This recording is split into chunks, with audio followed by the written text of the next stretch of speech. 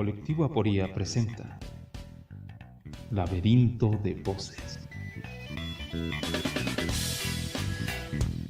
Las letras llenan la hoja hasta el borde. Su abrupto El y pequeño salvaje espacio camino resulta en la insuficiente. desolada de estas páginas sombrías. Sin embargo, siguen llegando. Llenas de No veneno. puedo detenerlos. Pues, igual al Saltan menos fuera a su de la hoja. confianza, empaparán su alma del mismo modo que el agua empapará el azúcar. Al pie de la palabra. Recomendaciones de la semana. ¿Sabías que? De la palabra. Recomendaciones de la semana.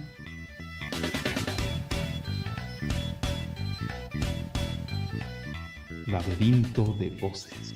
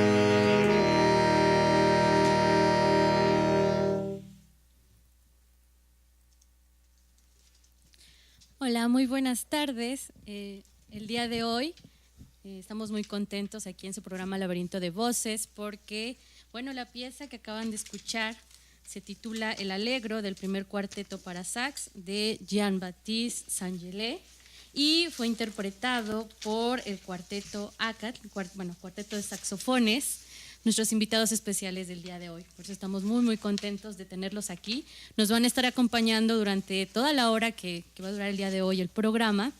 Y bueno, para amenizar un poco el tema de que vamos a tratar, y para eso primero voy a presentar a nuestros invitados del día de hoy.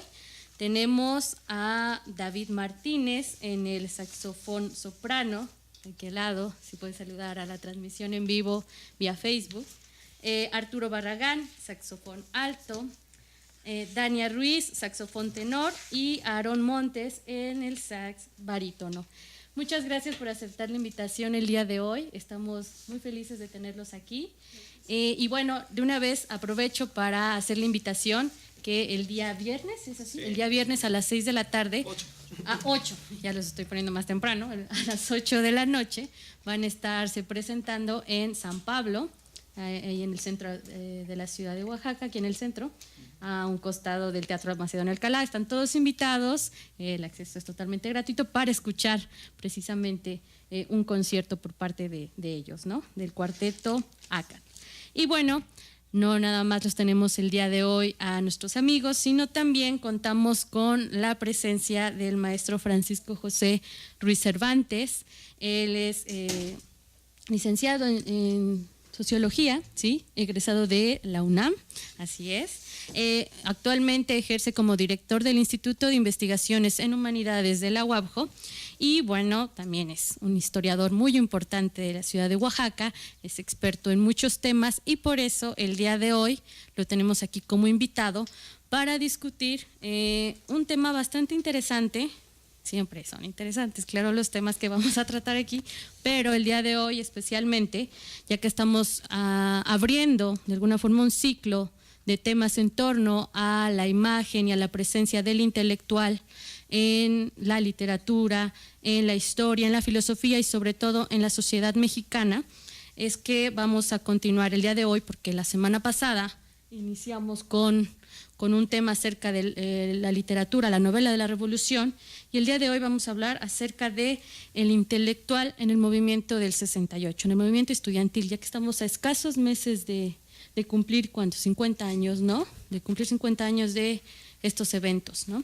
Y bueno, el día de hoy también está con nosotros nuestro compañero José María, que también va a estar compartiendo micrófonos para discutir este tema. Y bueno, sin más preámbulos, pues antes quisiéramos hablar un poco acerca de el intelectual, retomar un poco este tema del intelectual. ¿Qué es un intelectual? ¿Qué papel funge o debería fungir en la sociedad? ¿Cómo ha evolucionado su desempeño dentro de la misma para poder entrar un poco en tema acerca del movimiento del 68? José María, ¿te gustaría empezar un poco? Gracias a todos los invitados, buenas tardes, gracias Majo por presentarme y pues sí, creo que primeramente tendríamos que platicar o dialogar acerca de la importancia del intelectual y de la función, si es que la tiene, del intelectual en la sociedad. Entonces, bueno, yo a mi parecer creo que el intelectual sí tiene una función y que tiene que ver con la política, desde luego, porque por la propia naturaleza de su estudio, pues está muy ligado a la cultura, al arte y en consecuencia a lo político, porque pues la hace en el espacio público. Entonces, de cierta manera, los intelectuales a lo largo de la historia pues han influido en la opinión pública, en las conciencias de quienes, ahora sí que de los receptores a los que llegan sus mensajes, y hay que recordar que esto viene más o menos con los enciclopedistas, que son quienes ponen en papel, mediante letras, los mensajes que ellos quieren dar, que es principalmente y a manera general, pues la defensa de la libertad y el desarrollo de las letras, ¿no? A lo largo de la historia. Y bueno, de ahí pues podríamos empezar a hablar ya del intelectual en México y sobre todo en el movimiento del 68, en esta década de 1960, que es de grandes cambios para el mundo y específicamente para México. Es, digamos que el movimiento del 68, lo que sucedió fue la coronación la coronación de una serie de acontecimientos que se venían dando ya en el mundo. Recordemos, por ejemplo, la guerra de Vietnam, que es también una influencia muy fuerte, la Revolución Cubana y bueno, otros temas que también pues devendrían en lo que sería el movimiento del 68. Sí, y bueno, antes de cederle la palabra a nuestro experto invitado el día de hoy, bueno, entre las definiciones que podemos encontrar del intelectual, no nos daría el tiempo para hablar de ellas, pero básicamente, bien como dice José María, el intelectual es aquel que va a trabajar con las ideas, ¿no? Y de alguna forma se supone que debe estar comprometido con ellas mismas y con una causa, ya sea personal, colectiva, y de esta forma es que a lo mejor, más bien posiblemente el intelectual dentro de este movimiento tuvo un papel importante que desempeñar, pero sí nos gustaría saber un poco, maestro, ya le pregunto directamente, ¿cuáles son esos antecedentes que van a culminar en este movimiento, bueno, en la catástrofe del 2 de octubre del 68, porque no fue un acontecimiento al azar, como bien sabemos, sino un cúmulo de situaciones que a la larga dieron o explotaron como una bomba de tiempo en esto? Bien, bueno, pues muchas gracias, buenas tardes. Que siempre es pues una tentación hablar sobre esto de los intelectuales. Hay un intelectual político italiano, Antonio Gramsci, decía que todos los hombres tienen la función intelectual, pero no todos en una sociedad tienen la función de ser intelectuales. Entonces, dentro de la sociedad efectivamente hay una capa, o de todas las sociedades hay una capa a lo largo de la historia, que pues son las que manejan, construyen, generan ideas. Y ahorita José María hablaba, y cuando ubicaba el tema del siglo XVIII, el siglo de las luces, la modernidad, es en el espacio público, cada vez más público, no es solamente aquel que está recluido, ¿no?, en la Torre de Marfil, o que estaba en los conventos en la Edad Media, ¿no?, los que generaban esa idea, sino ya es el que está en la atmósfera, en el espacio público. Y entonces, bueno, pues sí, genera, transmite, difunde. Por eso los profesores en general de todos los niveles, pues son intelectuales, de todos los maestros. ¿Por qué? Pues porque manejan ideas, no necesariamente que las desarrollen, ¿no?, pero sí le están transmitiendo en espacios, digamos en educación, transmiten pues ideas en un contexto determinado, que estas ideas pues sirven lo mismo pues para la construcción de una sociedad, ¿no? Por eso se habla de intelectuales incluso orgánicos, ¿no? Para fomentar una determinada visión de la sociedad. Y todos los movimientos sociales en el siglo XX, bueno, y todas las revoluciones, para ir más atrás, pues generan estos pensadores, o se adhieren o participan estos llamados intelectuales. Ahora, pues su función va cambiando, va a ser distinta, va a ser diferente. La Revolución Mexicana, ustedes estaban hablando, bueno, ahí están intelectuales, ¿quiénes? Pues la gente del Ateneo, algunos del Ateneo, por ejemplo, José Vasconcelos o Martín Luis Guzmán. ¿Cuál es? O bueno, antes de los científicos, pero digamos ya de la Revolución, los que están en favor de participando en las distintas expresiones, o Otilio Montaño, ¿no?, los que escribe el plan de Ayala, los maestros nada. Pero pues no necesariamente van a ser estos intelectuales, van a tener incluso el mando, o sea, al convertirse en los líderes político-militares de una corriente. Eso sí es como eso cada vez más raro. Entonces el intelectual va como dando ideas, apoyando, después escribiendo, dando visiones sobre los movimientos. Pensemos en Martín Luis Guzmán, por ejemplo, ¿no? Y hay una poesía de Labastida, de uno de los Labastida, de Jaime Labastida, a propósito del 68, donde no la encontré, pero algo así, porque me hubiera gustado traerla, pero lo pueden, yo creo que localizar. Hablaba un poco del papel del hombre de letras, y entonces había dos caminos, decía, ¿no?, para avanzar en lo que tú dices de la función o del compromiso. Es o ser como Martín Luis Guzmán o como José Revueltas. O sea, Martín Luis Guzmán es en ese momento de 68, hace 50 años, pues el ejemplo de intelectual ya totalmente integrado al sistema político. Este hombre que con sus letras, incluso tuvo que salir del país porque no la iba a pasar muy bien después de haber escrito La sombra del caudillo, pero ya él en los años 60 pues es el director de una revista que se llama Tiempo, que se encarga de ser la voz pública del gobierno de Gustavo Díaz Ordaz frente al movimiento del 68. O sea, digamos, era un intelectual, como se decía entonces, adocenado, ¿no? Un hombre del establishment cultural, un papel. Lo mismo Salvador Novo, ¿no? Salvador Novo como cronista de la ciudad, bueno, tomaban una posición, o el prototipo del intelectual rebelde que sería Revueltas, ¿no? Entonces en eso se mueve. Sí, bueno, un muy buen panorama el que nos da el maestro Francisco, pero vamos a escuchar una pieza más de nuestros compañeros, nuestros amigos invitados el día de hoy.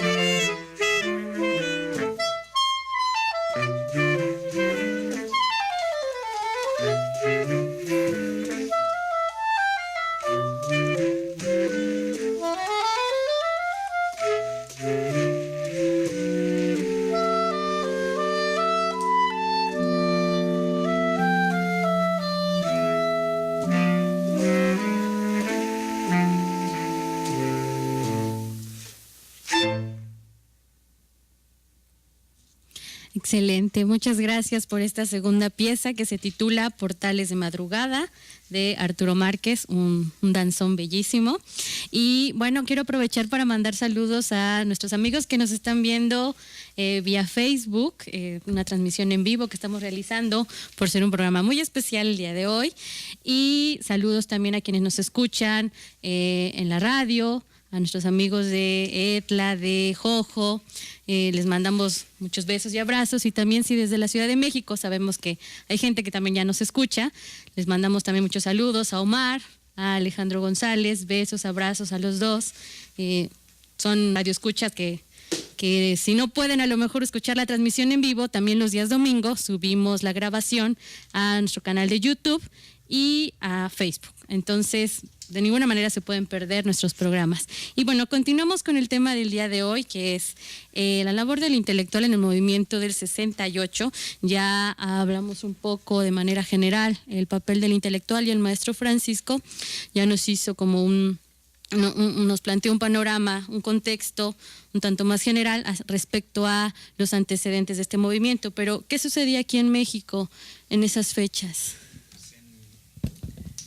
En México, pues hay todo el mundo lo recuerda, como años de un crecimiento económico importante. Se hablaba del milagro mexicano. Bueno, en general había un crecimiento económico en todo el mundo, vamos, occidental, ¿no? Se hablaba en esa época así de los milagros económicos para Alemania, para Italia, para Japón, que han sido las potencias perdedoras de la Segunda Guerra Mundial, y todos esos años del 46 en adelante hasta 66, 68, quizás 69, es una época de auge económico impresionante en todo el mundo. Claro, a nivel ideológico pues está la Guerra Fría, la guerra, las posibilidades de una hecatombe nuclear. Lo había mostrado la crisis de octubre en Cuba en 62. Pero bueno, este crecimiento económico le tocó a México.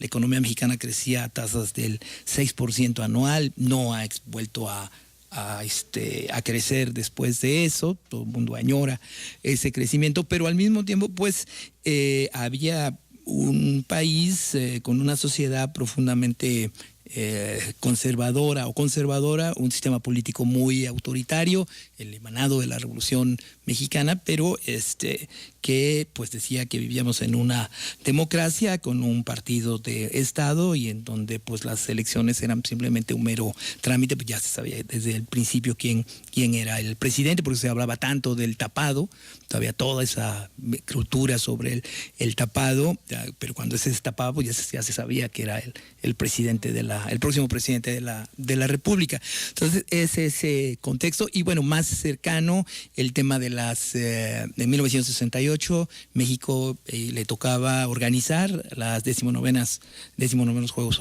Olímpicos, ¿no? Entonces, como era el escenario para la Olimpiada, había hubo un programa cultural a lo largo de cerca de 67 y 68, y cada vez más amplio según se acercaban las fechas de los Juegos hacia octubre, y bueno, pues había toda una presión sobre México. La Ciudad de México había organizado como competencias previas en los años 67, 66, porque había toda una discusión de que si por la altura de la Ciudad de México se podían romper récords, o qué iba a pasar con los atletas en una ciudad, porque era la ciudad hasta ese momento la más alta sobre el nivel del mar, en la que se iban a llevar estos Juegos Olímpicos. Bueno, y un partido de Estado, un gobierno que va hacia su cuarto año, o sea, está en la plenitud, en el ciclo sexenal de su gobierno, un presidente autoritario desde su sola figura, que había desde el inicio de su gobierno había tenido conflictos con los sectores medios de la población, primero con los médicos, después con los estudiantes, luego con los estudiantes, y sí, esos eran los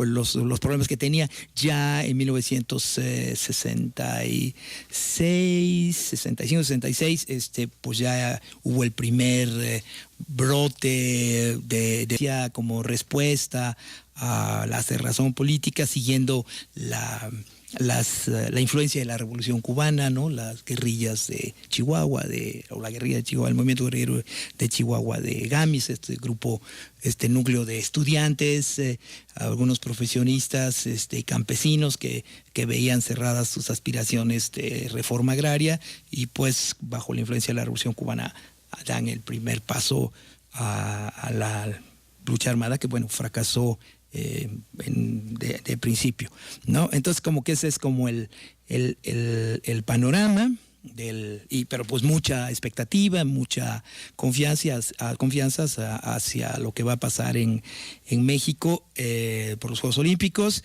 y un incidente que hoy no pasaría de una página, de un cuarto de página en los periódicos, pues de un conflicto entre jóvenes, la actuación de la policía muy violenta, y en fin, eso va como detonando, abriendo el paso a un conflicto que va a tener en el centro a los dos grandes centros de educación superior que existían en México, en la Ciudad de México. Por un lado la Universidad Nacional Autónoma de México, y por otro lado el Instituto Politécnico Nacional. Esta situación, conflicto que se va detonando con la policía, la actuación de la policía de manera desmedida, las Fuerzas Armadas, ¿no?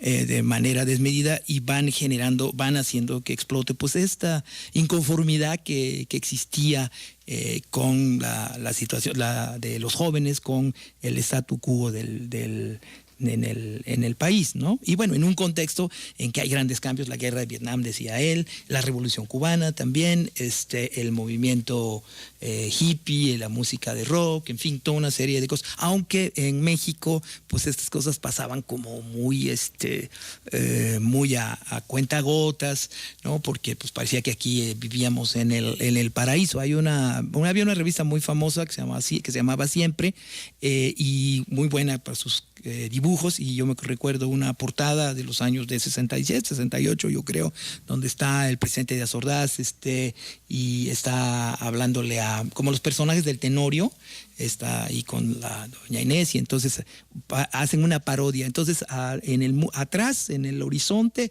está explosiones, sangre, así como sea a lo lejos, ¿no? Violencia a lo lejos, y entonces él está diciendo al personaje femenino: oye, ¿no te parece que en esta apartada orilla todo vive, todo transcurre y se respira mejor? O sea, como que México era una isla intocada, ¿no? Aquí no, lo que pasaba, no, aquí no pasa nada, todo lo que tenía que pasar ya pasó durante la Revolución, tenemos un régimen de desarrollo, de justicia social, de amplios, lo cual era cierto, un crecimiento económico, un crecimiento demográfico, había chamaquitos por doquier naciendo, y bueno, entonces pues aquí ya pasamos por eso, ¿no? Ya estamos en el reino de la felicidad, pero pues eso era una verdad más que a medias, ¿no? Sí, bueno, esto ya pintando el escenario, el intelectual entonces, ¿qué hizo ahí? Intervino, bueno, el intelectual como imagen, ¿no? Sabemos que había muchos de ellos. ¿De qué manera va a intervenir o no va a intervenir en este movimiento, ¿no? Bueno, en estas circunstancias, porque era algo que se venía gestando ya.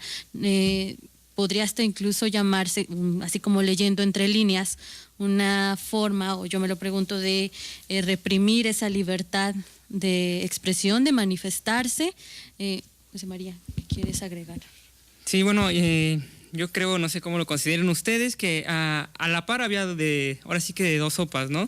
Por un lado, sí, como dice el maestro, este contexto de lo que estaba sucediendo de manera internacional y nacional políticamente, pues estaba de cierta manera aderezado, y no por aderezado quiero decir, o quiero restarle importancia, sino, bueno, teníamos esta, que yo la considero una apertura o un despertar de conciencia de cierta manera, por ejemplo, a lo sexual, a la música y a la contracultura. Entonces, de cierta manera, por un lado teníamos a los intelectuales, o digamos, refiriéndome a lo literario, teníamos a los que se abocaban a describir y escribir sobre la contracultura que se vivía en México, que precisamente estaba como en contra del sistema, ¿no? Del régimen, pues de cierta manera muy pues apegado a las normas sociales, a las buenas maneras, a la buena conducta. Entonces, de cierta manera, un tanto de rebelión encontrar por ejemplo, en la literatura de la onda, pues describir eso que se estaba viviendo y que estaban viviendo los jóvenes. Ahí también pues tenemos a un gran escritor que es José Agustín, entonces que inicia, ¿no?, también con este movimiento de la onda. Y por otro lado, pues también estaban ahora sí que los intelectuales un poco más, de cierta manera, pesados, ¿no?, como por ejemplo José Revueltas, que pues estaba muy, muy permeado por el marxismo, ¿no?, que también estaba en un gran auge en esa década de 1960. Yo creo que el marxismo más bien va a ser después del 68. Yo creo que el marxismo sí hay presencia en la Ciudad de México, pero sobre todo, no en la Ciudad de México, en la universidad o en las universidades, en contadas universidades, pero quizá más en la UNAM y en el ala de humanidades que le llamaban, ¿no? Filosofía, ciencias políticas. Sí está esto que tú dices de la onda, pues José Agustín es como con sus libros, ¿no? La tumba, pero finalmente sus personajes pues son estos personajes de la clase media, son gestos que viven en Narvarte, son estos hijos de estas clases medias urbanas que pues son el desarrollo de la Revolución Mexicana, de la fase de la institucionalización de la Revolución Mexicana. Yo creo que el movimiento más bien del 68 va a generar eso que tú estás señalando, pero en ese momento todavía hay... en 1966, la revista 65-66, una revista muy influyente, Life, y en su edición española y la que se publicaba en México, hace un número especial a México sobre todos esos cambios espectaculares en el país, y al final termina haciendo entrevistas con jóvenes. Pero la percepción que tiene los editorialistas, los editores de Life, es de que a diferencia de la juventud de otros países de la América Latina, es decir, Venezuela, Chile, Brasil, que entonces vivían, Guatemala, que entonces vivían pues en regímenes con golpes militares, en fin, y que ya estaba orientada hacia la lucha armada, siguiendo la influencia de la Revolución Cubana, como que la juventud mexicana era una juventud bastante conservadora. Incluso las fotos de los jóvenes, todos, incluso ahí hay un que va a ser uno de los dirigentes después del 68, que lo entrevistan a Raúl Álvarez Garín, que era el líder de físico-matemáticas del POLI, después va a ser uno de los dirigentes del movimiento un año y medio después. Pero parecen todos como muy que los jóvenes lo que quieren en este momento sí que haya cambios, pero cambios en un orden más rápidos, pero siguiendo el orden, pues que no se rompa con pues lo que se ha ganado, la estabilidad, la cuestión de desarrollo económico, en fin. Entonces, si uno lee eso en ese, desde ahora, pues dices, bueno, pues sí, el 68 impactó muy fuertemente, porque lo que ocurre entre julio a, digamos, septiembre es un movimiento de expresión, de protesta, de lucha por las libertades democráticas. Digamos, es el movimiento estudiantil porque participan los estudiantes, pero no es un movimiento que tenga demandas estudiantiles o demandas escolares. Es un movimiento de carácter político y no podía ser de otra manera cuando piden libertad de expresión, castigo a los culpables, disolución del cuerpo de granaderos, etcétera, etcétera. Son cosas de carácter político y que por el mismo autoritarismo del sistema político mexicano, del sistema del PRI gobierno, como se decía entonces, pues inmediatamente chocaba. Estaban, estos jóvenes que tú dices, Revueltas pues ya venía desde... Revueltas era alguien que estaba fuera del la universidad. Los que cuentan, González de Alba, dicen, bueno, que con el movimiento él se va a meter. No es un maestro universitario.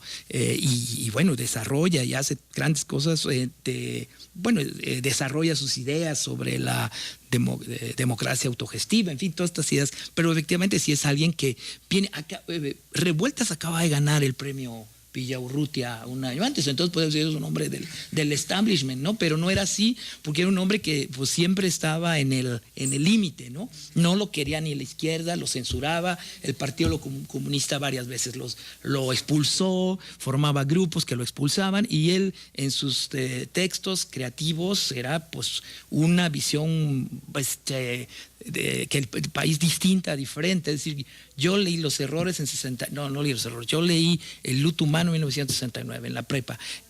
Esa visión de México que plasma Revueltas no se me olvida a 50 años, ¿no? O sea, era otro México que nosotros o yo con 16, 17 años, no me imaginaba que existiera, ¿no? Era un México muy fuerte, muy violento, muy crudo, ¿no? Revueltas. Bueno, ¿cómo participan los intelectuales? Rápido. Dentro del movimiento hay un comité de intelectuales, de artistas y escritores que pues van dentro de sus trincheras, donde estaría Revueltas, donde estaría Monsiváis. Monsiváis tiene un programa de radio, es muy importante su programa de radio, en Radio Universidad, el programa que él tiene. Rulfo, en fin, escriben manifiestos, se pronuncian por la solución, le piden a las autoridades que atiendan las demandas de los estudiantes, y por otro lado los maestros, se funda la coalición de profesores de enseñanza media y superior, donde participan intelectuales de la talla como Elide Gortari, un filósofo mexicano tan importante, que fue después a la cárcel, estuvo en la cárcel como preso político. Eberto Castillo, el ingeniero Eberto Castillo, el inventor de la tridilosa, que también va a estar ir a la cárcel. Fausto Trejo, psicoanalista, psicólogo, maestro del Polit, y así, pero dijéramos, y así hay artistas, jóvenes, Oscar Chávez, un grupo después de gente de teatro, ¿no? La gente de las humanidades es impactada y participa solidariamente con el movimiento, no queriendo dirigirlo. El movimiento no lo dirigen los intelectuales, es el Consejo Nacional de Huelga. Luis González de Alba dice que ellos consiguieron porque quería Revueltas hablar ahí ante el Consejo Nacional de Huelga, exponerle sus ideas, consiguen que les den chance en una asamblea maratónica. Se para un viejito con barbas de chivo y les empieza a hablar de cosas de que raras, y al minuto dijeron, ya cállense ese viejito barbas de chivo y ve qué vamos a hacer con la huelga o qué vamos a hacer con la marcha del día de mañana, ¿no? Entonces realmente no tienen mayor influencia. Claro, a Revueltas sí lo conocían, Revueltas sí estaba fichado en Gobernación, en la Dirección Federal de Seguridad, y naturalmente lo meten al bote, y Revueltas dice, sí, yo soy el autor intelectual. O sea, él, digamos, asume una culpa, su auto, ¿no? Pero, ¿no? Pero nada de eso. Ahora, ¿qué deja el movimiento? Pues ya lo dirán. Ya lo diremos ahorita en un momento. Vamos a escuchar una tercera pieza de Acatl, el cuarteto de saxofones, por favor.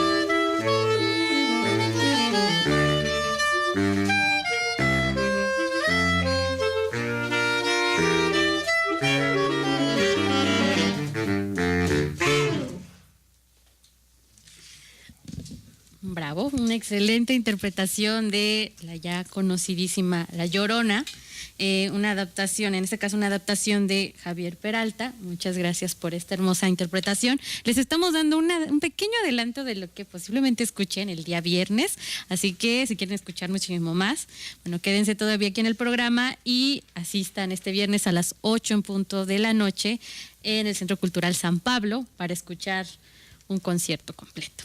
Y bueno, para ya ir cerrando un poco este tema, porque pues no nos da tiempo a veces para agotarlos, vamos a continuar hablando acerca del papel del intelectual en el movimiento estudiantil del 68. Ya aterrizamos un poco más precisamente en cuál fue, si tuvo una actividad activa o no el intelectual dentro de este movimiento como tal, como se vivió, y ahora pues las consecuencias del mismo, ¿no?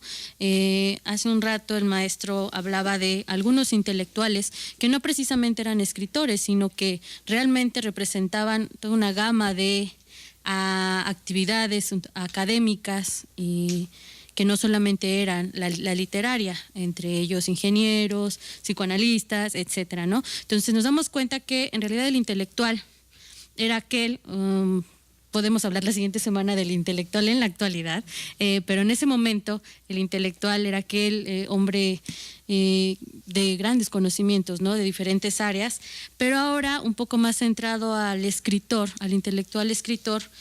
¿Cuál era su trabajo en ese momento? ¿Cuál debería ser, si nos instalamos un poco más en la actualidad?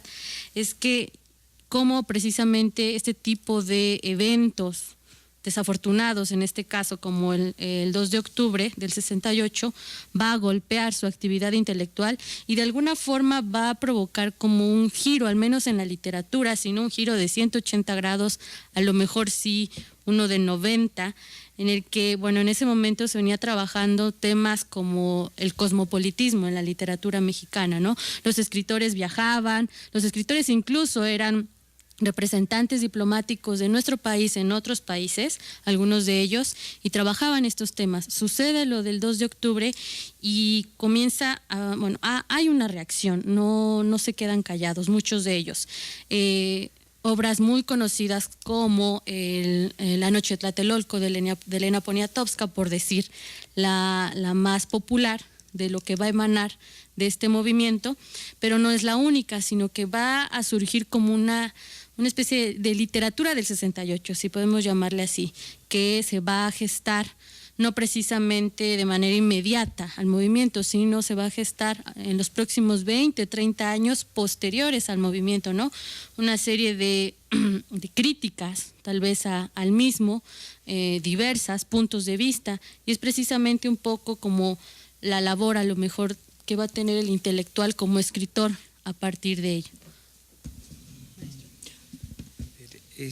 Bueno, yo creo que hablábamos de estos profesores, estos escritores, digamos, la coalición de profesores pues eran maestros en las escuelas universitarias o del Politécnico, y ellos, esta agrupación más la de que llamada Comité de Intelectuales, bueno, estaban de apoyo. Ellos sí se manifestaron que no podían usurpar las representaciones que tenían por los estudiantes que estaban dentro del Consejo Nacional de Huelga y que ahí emanaban las líneas directrices del movimiento. Entonces fue de apoyo en los medios que ellos tenían. La prensa estaba totalmente cerrada, los canales de expresión, bueno, sería cuestión de leer, por ejemplo, el libro de Volpi, ¿no?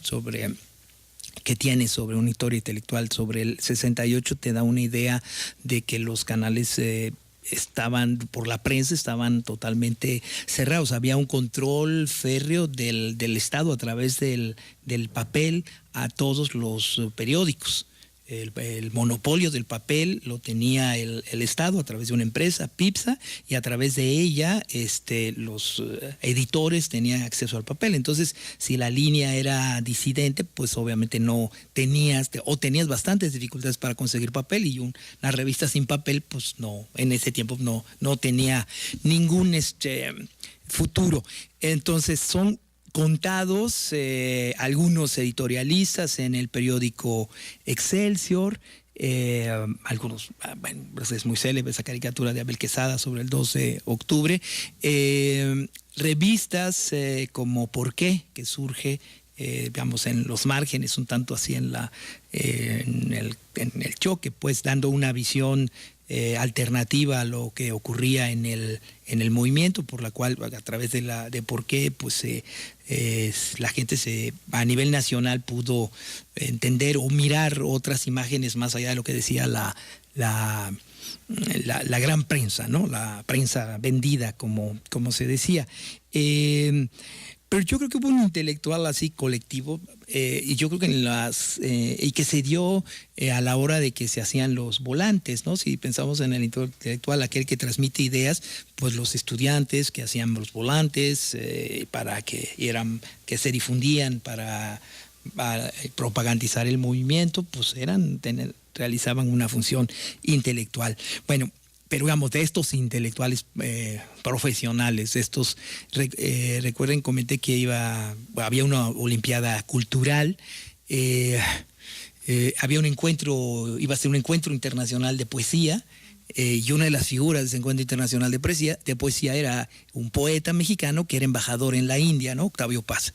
Entonces Octavio Paz escribe, ¿no? este poema que habla de los acontecimientos del 68, que bueno, yo creo que vale la pena que en un programa posterior lo difundieran, porque ya no es muy conocido, sobre la limpidez. Y él renuncia, eso pues ya es un revuelo amplio, con todo la censura, con todo el control de los medios que había, de la radio, digamos, la televisión no llegaba a todo el país. En Oaxaca no había televisión, no llegaba la televisión en 68. Entonces era el periódico, era la radio. Y bueno, pero después la figura de Paz pues concita toda una serie de apoyos, y hay otras voces de intelectuales a nivel internacional, Jean-Paul Sartre, en fin, en Europa, en los Estados Unidos, intelectuales, dramaturgos, Arthur Miller, en fin, se solidarizan después del 2 de octubre y piden la libertad de los estudiantes presos en la cárcel de Lecumberri. El movimiento termina al menos a nivel nacional, termina con el 2 de octubre, con la represión del 2 de octubre, 10 días después, las Olimpiadas, todo el mundo feliz, contento, con las 9 medallas que tuvo México, 3 de oro, 3 de plata, 3 de bronce, y se acabó, ¿no? Pero los cambios, en algún momento la Poniatowska dijo que pensaba que todo se había olvidado tan rápido, pero no es así. Poco a poco van a haber cambios, quizá lentos.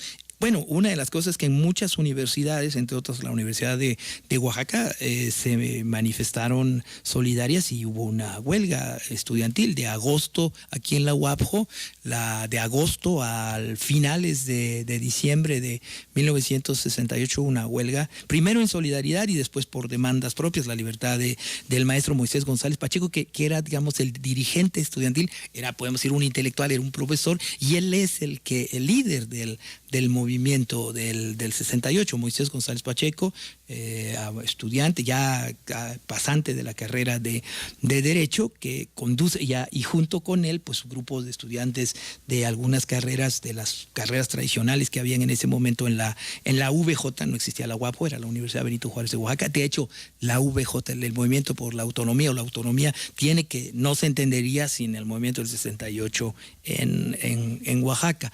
Entonces, pues hay transformaciones. Ya después de eso, yo creo que al menos a los que les tocó, a un buen número, para ellos la vida les cambió, para bien, para mal a algunos otros. Entonces, la cosecha intelectual pues está en esta de los libros. Tú señalaste La noche de Tlatelolco, está de Monsiváis, Días de guardar, la crónica de este hombre de Luis González de Alba, Los días y los años, ¿no? De su novela, en fin, de estos libros que fueron publicados por Ediciones Era y algunas otras cosas. Claro, 69, pues creo que estas cosas comienzan a aparecer hacia 1971, ¿no? 71. No, pero estos libros salen ahí, aunque Editorial Nuestro Tiempo al año siguiente, 69, publicó un libro muy interesante que se llamaba Tres culturas en agonía, Cuarto Creciente, Tres culturas en agonía, que era una primera reflexión de académicos, de maestros universitarios sobre el movimiento del 68, Juan Sánchez Andraca, un escritor guerrerense, no muy conocido, pero sí que escribió bastantes cosas. Escribió un libro que se llama Los Domados, que habla un poco sobre una huelga estudiantil. Entonces empiezan a aparecer estas primeras rebeldías de los jóvenes, y bueno, como una reacción el movimiento, el hipismo, ¿no? Y la onda, ¿no? La difusión de las drogas, etcétera, ¿no? Entonces Sí, muy bien. Y como para cerrar, antes de escuchar una última pieza de el cuarteto, el cuarteto invitado el día de hoy, una serie de recomendaciones, si gustan leer acerca, tal vez no directamente del movimiento estudiantil, pero sí obras que surgen a partir de ella, ¿no? Porque va a surgir una serie de textos que van a emanar precisamente, y bueno, que van a perfilarse entre lo narrativo, la crónica, el periodismo, etcétera. Y una de ellas, por supuesto, es la revista Humanidades, el número 3, que se llama Nuestro 1968. Es un número conmemorativo, por supuesto. Esta tiene 20 años, salió en el 98, tiene 30 años ya, por supuesto. Y claro, ya mencionaba el maestro Francisco, Días de Guardar, de Carlos Monsiváis, por supuesto La Noche de Tlatelolco, de Elena Poniatowska, y ya un poco más de corte literario, yo recomiendo la novela La Invitación, de Juan García Ponce, que tal vez él más bien lo que hace es usar como escenario este día tan fatídico para narrar como una especie de búsqueda de identidad de su protagonista, ¿no? Entonces, tal vez no nos narra de manera directa los hechos acontecidos el 2 de octubre, pero sí plantea un escenario muy interesante, en donde de alguna forma también se convierte en autobiográfico, porque él cuenta que incluso fue confundido con un líder del movimiento, lo encerraron, lo interrogaron, y su protagonista le sucede lo mismo, ¿no? Cosa curiosa. Entonces, les recomendamos mucho estas lecturas, asimismo Muertes de Aurora, del oaxaqueño Gerardo de la Torre, Pánico Peligro, de María Luisa Puga, y bueno, un sinfín que sí nos gustaría muchísimo más adelante subir a nuestra página de Facebook. Y bueno, para cerrar el día de hoy, vamos a nuestra última pieza musical de nuestros amigos, y nos escuchamos la próxima semana en su programa Laberinto de Voces. Gracias.